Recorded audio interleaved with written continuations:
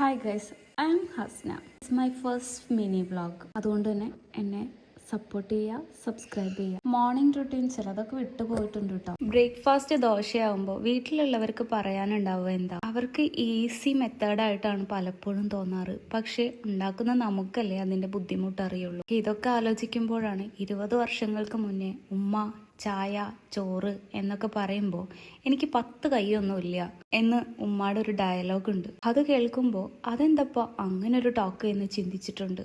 അതിൻ്റെ ആൻസർ ഇപ്പോഴാണ് എനിക്ക് കിട്ടിയത്. ജോലിയുള്ള അമ്മമാരെ കുറിച്ച് ചിലൊരു തെറ്റായ ധാരണയുണ്ട്. അവർക്ക് പ്രത്യേകിച്ച് വീട്ടിലെ കാര്യങ്ങളൊന്നും അറിയണ്ടല്ലോ എന്ന്. അതൊക്കെ വെറുതെയാണ് കേട്ടോ. അപ്പൊ രണ്ടും കൂടി ഒരുമിച്ച് കൊണ്ടുപോകുവാന് പ്രത്യേക വൈദഗ്ധ്യം തന്നെ ആവശ്യമാണ്. അങ്ങനെ കൈയിന്റെ കാര്യത്തിൽ ഒരു തീരുമാനമായി. എല്ലാ ജോലിയും ഒരുമിച്ച് ചെയ്യാൻ പറ്റില്ലെങ്കിലും കിട്ടുന്ന സമയങ്ങളിലെല്ലാം വീട്ടിലെ ജോലിയെല്ലാം ഒരുക്കി വെച്ചിട്ട് തന്നെയാണ് ഇവര് ജോലിക്ക് പോകുന്നുണ്ടാവുക. പോകുമ്പോൾ ഇടാനുള്ള ഡ്രസ്സ് സെലക്ട് ചെയ്യാൻ നിന്നതുകൊണ്ട് ഒരു കുഞ്ഞു പണി കിട്ടിയിട്ടുണ്ട്. ദോശ കരിഞ്ഞിട്ടുണ്ട്. വല്ലാണ്ട് കരിയാത്തത് കൊണ്ട് അത് മൊരിഞ്ഞതിൻ്റെ കണത്തിൽപ്പെടുത്തി അതിൻ്റെ അവകാശം ഞാനായിട്ട് തന്നെ പ്രഖ്യാപിക്കാം. അതങ്ങനെ ആണല്ലോ, അമ്മമാരായാൽ മുരിഞ്ഞതും കരിഞ്ഞതും ആവശ്യമില്ലാത്തതും ഭംഗിയില്ലാത്തതൊക്കെ നമുക്ക് തന്നെ. ഇത് ലേറ്റായി ഒരുങ്ങാനുള്ള ഓട്ടാണ് കേട്ടോ.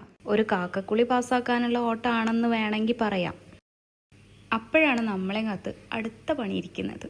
അപ്പം ആ പണി കൂടി തീർക്കാമെന്ന് വിചാരിച്ചു. അങ്ങനെ നമ്മുടെ ഭാഷയിലെ കാക്കക്കുളിയും കഴിഞ്ഞ് നമ്മൾ ചെറുതായിട്ടൊന്ന് ഒരുങ്ങാൻ തുടങ്ങി. എനിക്കറിയാം ഞാൻ സുന്ദരിയാണെന്ന്, എന്നാലും ഒരു ഒരുക്കൊക്കെ ചെറിയൊരു ആവശ്യമല്ലേ.